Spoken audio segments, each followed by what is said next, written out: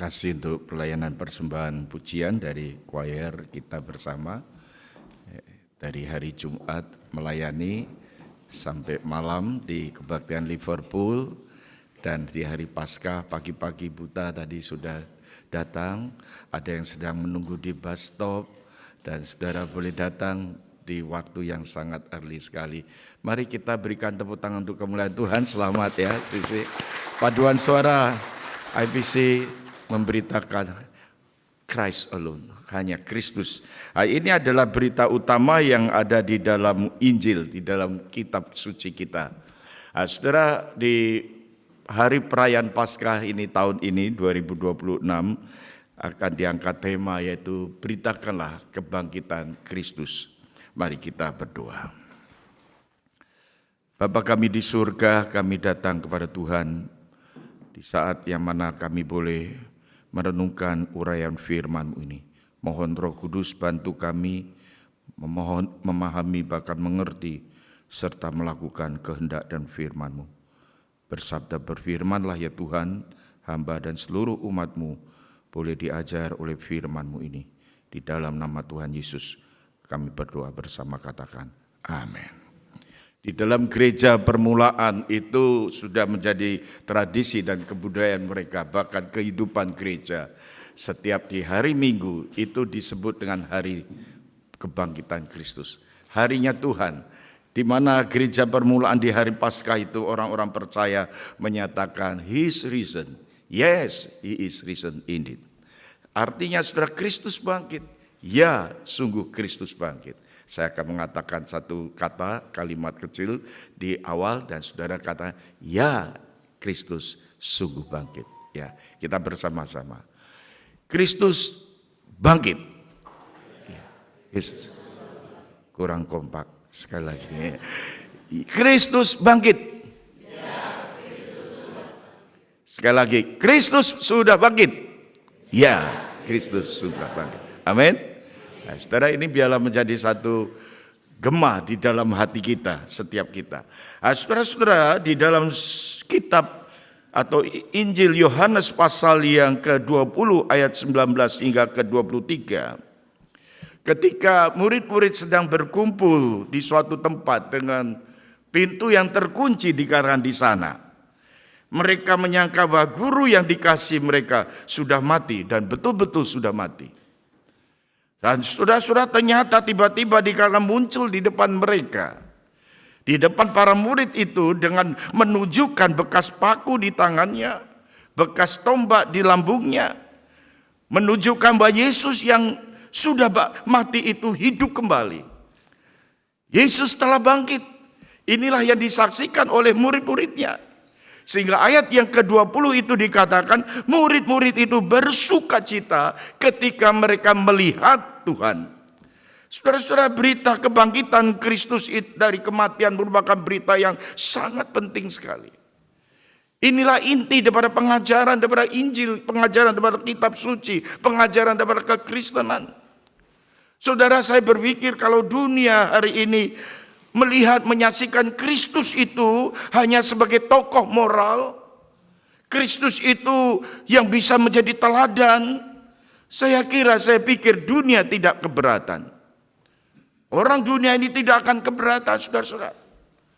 Saudara, kalau kita hanya melihat juga bahwa Kristus itu sebagai tokoh yang mengajarkan moralitas, mengajarkan tentang moral yang tinggi, yang luhur, mengajarkan tentang khotbah-khotbah Yesus di atas bukit, saya pikir orang dunia umumnya juga tidak akan menolak dan tidak keberatan. Tetapi ketika kita bicara Yesus yang mati dan bangkit, begitu kita bicara Allah yang menjadi manusia, mati dan bangkit, dan barang siapa yang percaya kepada Kristus yang mati dan bangkit diselamatkan, maka kita akan melihat gejolak di dalam dunia ini. Maka tidak heran banyak orang menolak di dalam dunia ini. Tetapi saudara-saudaraku yang dikasihi Tuhan, justru inilah berita yang mutlak, berita yang penting yang dibutuhkan oleh dunia yang berdosa ini. Yohanes pasal 20 ayat 19-23 memberikan pengajaran yang penting, yang sangat penting bagi kita, bahwa sesungguhnya keselamatan yang ada di dalam Kristus, Kristus yang mati dan bangkit.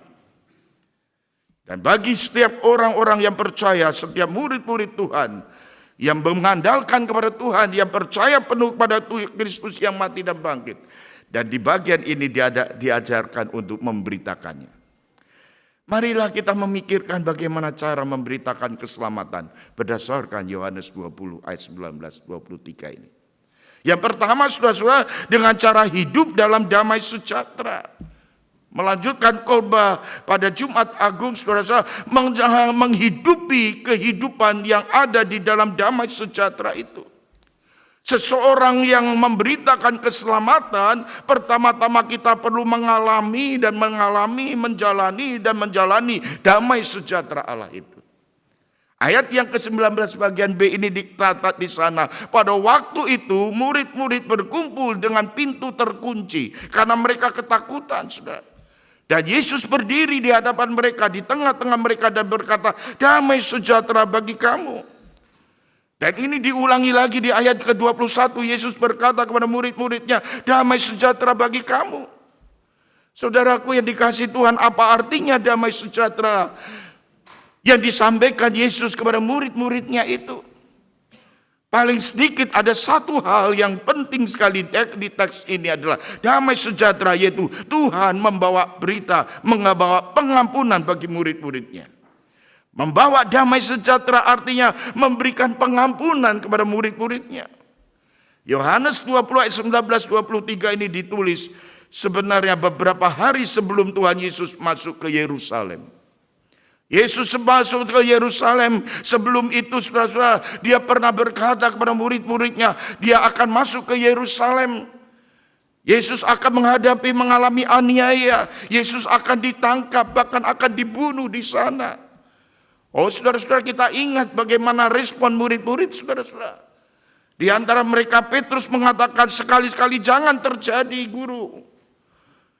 Kami tidak mau kepadamu diserahkan dan dibunuh di sana. Mereka dengan kuat membela Yesus. Petrus dan teman-temannya, murid-murid yang lain juga berkata demikian, masuk penjara demi Guru. Mereka siap untuk mengatakan mati pun siap bagi sang Guru, Yesus Kristus. Tetapi apa yang terjadi, realita apa yang terjadi, saudara, ketika Yesus benar-benar dibawa ke Yerusalem lalu ditangkap, murid-muridnya di antara Petrus, mereka lari. Murid-murid lain pada lari semua meninggalkan Yesus, hanya Yohanes sampai di bawah kaki Yesus, dia menunggu menantikan Yesus di atas kayu salib. Hanya Yohanes, Rasul Yohanes, yang berani menunggu di bawah kaki salib Yesus. Saat Yesus bangkit, menjumpai murid-muridnya.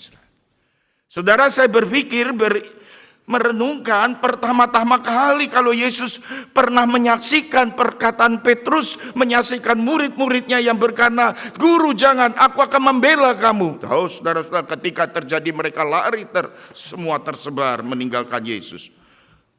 Saya pikir Yesus akan marah kepada mereka. Saya pikir mungkin Yesus akan berkata kepada Petrus, kamu berani berjanji tetapi kamu tidak bisa menepati.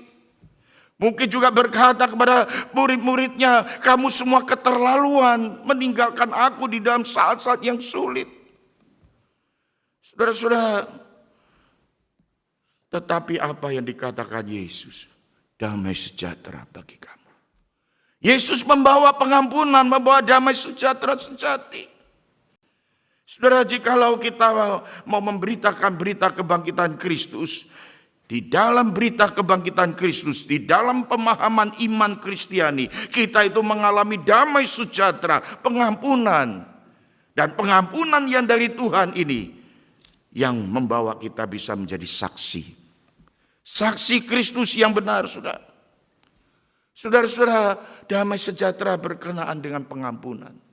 Saya pernah merenungkan dari saat teduh satu buku renungan yang saudara pakai juga, Our Daily Bread. Di situ dikatakan ada seorang pemuda yang begitu gelisah dan takut hidupnya. Tidak ada damai. Dan dia katakan kepada sang pendeta, Pak Pendeta, saya nggak ada damai. Saya takut, gelisah. Kenapa kamu takut dan gelisah? Kenapa kamu nggak ada damai? Pemuda ini menceritakan sisi gelap hidupnya. Sisi gelap di mana dia hidup di dalam dosa. Baik itu dosa perzinahan, dosa perjudian, dosa. Dia banyak sekali menyelimuti dia.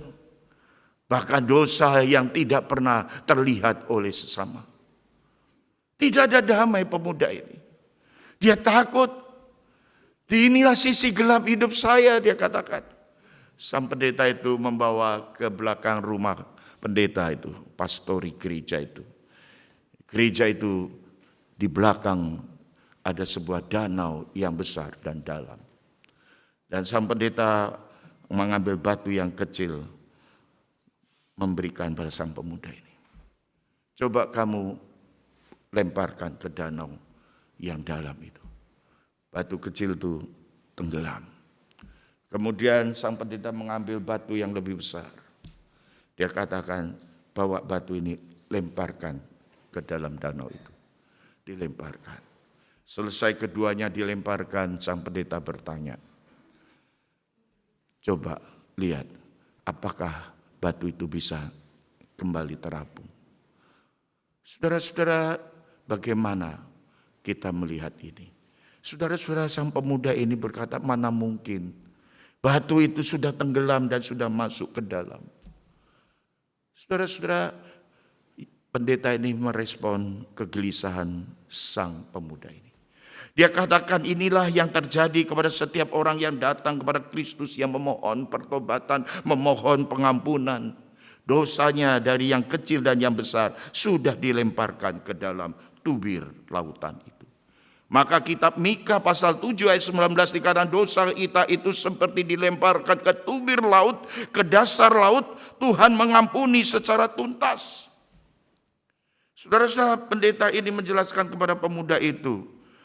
Dan kemudian pemuda ini meyakini akan berita pengampunan itu. Dan mengalami damai sejahtera yang sejati. Damai sejahtera adalah pengampunan sejati dari Tuhan. Dan Tuhan Yesus mengatakan dalam Injil Yohanes pasal 14 ayat 17 dikatakan, damai sejahtera yang ditinggalkan tidak sama yang diberikan dunia, karena dunia tidak bisa memberikan damai sejahtera yang sejati. Artinya tidak bisa memberikan kepastian pengampunan dosa, tidak bisa memberikan pembenaran hidup. Semuanya ini hanya ada di dalam Kristus, yang ada di dalam Yesus. Saudara sekalian, kita, saudara dan saya, ketika kita mengalami anugerah kasih-Nya, Kristus yang telah mati dan bangkit, Dia memberikan damai sejahtera, Dia memberikan pengampunan secara tuntas. Sudah lunas dibayar. Semuanya sudah lunas. Karena Dia telah mati dan bangkit 2000 tahun yang lampau. Lebih daripada itu, saudara, semuanya sudah tergenapi. Paulus mengatakan dalam 1 Korintus 15 tadi, ya sungguh benar. Kita tidak sia-sia, keselamatan itu sudah ada dijamin di dalam Dia. Saudara, kita ini hidup di dalam perjanjian baru yang sudah menyaksikan bagaimana kita melihat kegenapan Injil, kegenapan Kristus yang mati dan bangkit.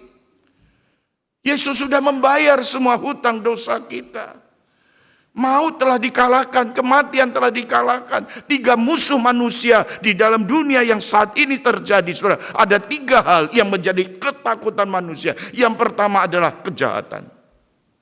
Kejahatan ini menjadi ketakutan manusia. Lihat saja dalam kehidupan masyarakat, dalam kehidupan dunia. Itu pun sudah dikalahkan. Dikatakan maut itu yang lebih besar.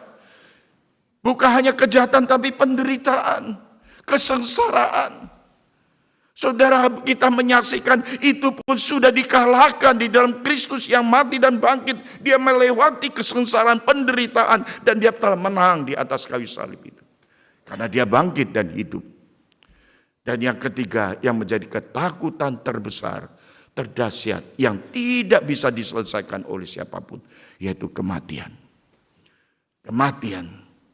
Dan inilah yang dikatakan berita kebangkitan. Kematian maut sekalipun itu sudah dikalahkan, pengampunan itu sudah diberikan secara tuntas. Kita hari ini menjalani hidup karena kita sudah menerima pengampunan itu. Tentunya kita akan bersyukur pada Tuhan. Kita beda dengan orang perjanjian lama. Perjanjian lama hidup menanti Kristus datang, menanti Kristus yang mati dan bangkit. Kita sekarang sudah melewati itu. Kristus sudah bangkit. Kristus sudah menang, saudara-saudara. Kita seperti pergi ke sebuah restoran. Ketika kita di restoran ada dua macam cara membayar untuk semua makanan yang kita makan. Cara yang pertama yang saya lihat selalu adalah, yaitu cara yang kita setelah makan baru pergi ke counter baru bayar. Tapi ada cara yang kedua saya sering kali lihat di tempat-tempat restoran hari ini. Kita bayar dulu baru makan. Orang perjanjian lama itu saudara-saudara makan baru bayar. Yesus telah membayar. Dan sekarang kita menyaksikan Yesus telah membayar lunas. Kematian kebangkitan itu sudah terjadi. Ya sungguh dia bangkit. Sudah selesai dikatakan. Bapak Ibu Saudara sekalian, bukankah kita harus hidup dengan penuh sukacita? Kan damai sejahtera itu sudah ditaruh dalam hidup kita. Amin. Bagi-bagi setiap kita yang menerima dia. Saudara, yang kedua ayat 21 bagian B, Tuhan Yesus berkata kepada muridnya, sama seperti Bapa mengutus aku, sekarang aku mengutus kamu. Siapa yang diutus Tuhan Yesus di sini? Apakah hanya murid-muridnya saja? Saudara-saudara, Tuhan Yesus bukan hanya mengutus murid-muridnya, tapi termasuk saudara dan saya, semua orang percaya. Kenapa saudara? Konteksnya bahwa Tuhan Yesus mengutus murid-muridnya pada waktu itu, tetapi coba kita bandingkan dengan Yohanes pasal ke-17. Saudara nanti di rumah merenungkan ayat 18 sampai 23 di mana Tuhan Yesus mengutus murid-muridnya, tetapi juga mendoakan semua orang. Semua orang percaya, dan setiap orang percaya adalah utusan-utusan Tuhan di dunia ini untuk boleh menjadi berkat bagi orang lain. Kenapa kita masih hidup? Berkenan dengan pengutusan. Kita ada dalam pengutusan Tuhan dalam dunia ini untuk menjadi berkat, saudara-saudara. Menjadi utusan Tuhan di bagian ini berkenaan dengan berita kasih karunia. Berita kebangkitan Kristus, berita keselamatan, saudara-saudara. Mari kita temui teman-teman kita, sahabat-sahabat kita, saudara-saudara kita. Mari kita bawa berita damai sejahtera, berita Injil ini kepada mereka. Dan yang ketiga, yang terakhir, hidup dalam kuasa Roh Kudus. Dalam pimpinan dan kuasa Roh Kudus. Ini dicatat Tuhan Yesus mengembuskan murid-muridnya lalu berkata, terimalah Roh Kudus. Apa artinya terima Roh Kudus kepada murid-muridnya, saudara? Ada beberapa alasan, salah satu alasan daripada D.A. Carson. D.A. Carson itu mengatakan, ini menjadi simbol Pentakosta, hari turunnya Roh Kudus, 50 hari setelah Yesus bangkit. John Calvin mengatakan, ini adalah pemberian Roh Kudus di muka dan pemenuhannya adalah pada hari Pentakosta. Yang pasti hidup kita hari ini adalah hidup yang dipenuhi oleh Roh Kudus, hidup yang ada di dalam Roh Kudus, hidup yang memiliki kuasa Roh Kudus. Amin. Yesus bangkit meninggalkan murid-muridnya, tapi dia memberikan Roh Kudus. Saudara-saudara, Tuhan Yesus mengatakan jikalau kamu mengampuni orang-orang yang berdosa, dia akan diampuni.